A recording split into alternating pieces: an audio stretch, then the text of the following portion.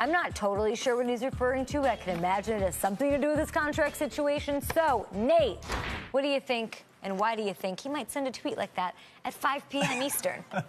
Well, because he's hearing all the noise about him wanting a contract and talking about sitting out. So, you know, we were talking in the hallway right before the show, and you were saying that people refer to Le'Veon Bell as one of the top athletes in the world, one of the best running backs in the game, but also very sensitive to what people are saying. And that's most athletes. We act like we don't hear or pay attention to what people are saying, but we're always listening. And Le'Veon Bell is listening to us. He's listening to the fans.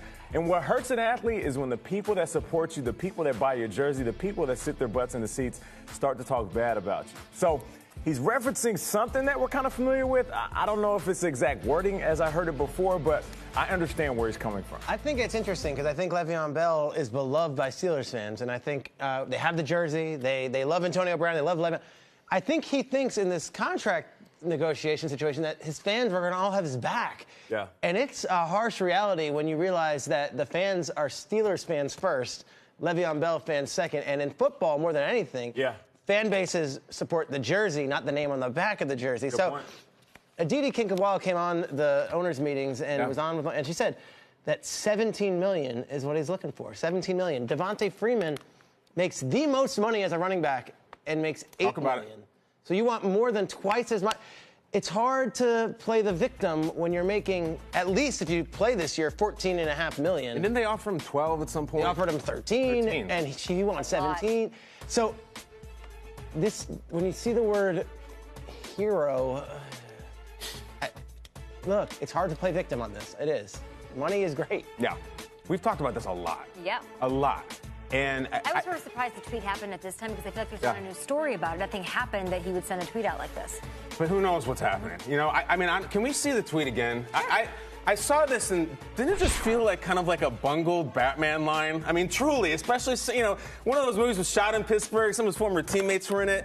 So I would say to Le'Veon, I mean, it's like the Joker said, right? How so serious? You know, Alfred says some people just want to watch the world turn. Spider-Man, with great responsibility comes huge power, but the Steelers have a responsibility for the long-term financial health of their franchise, right? I know that he wants them to come to him and make an offer like The Godfather, an offer you can't refute, but until then, all right, he's got special powers. I get it. He has special powers like that kid in The Sixth Sense who smells dead people. I totally understand it. So just go out there next year, like the Terminator, the classic line, and say, I'm going to be right back. Just like that, right? Here's the thing. It's like, or reintroduce yourself, Kay, to the defense, to your employers. You know, like when 007 used to be like, the name's James Bond. That's the line every single time. And then either the Steelers are going to pay you or long-term somebody else will, and you'll be John McClane, hip-hop hooray, mother bleeper. That's it. Those are the classics. If you're going to play the classics, you got the classics back.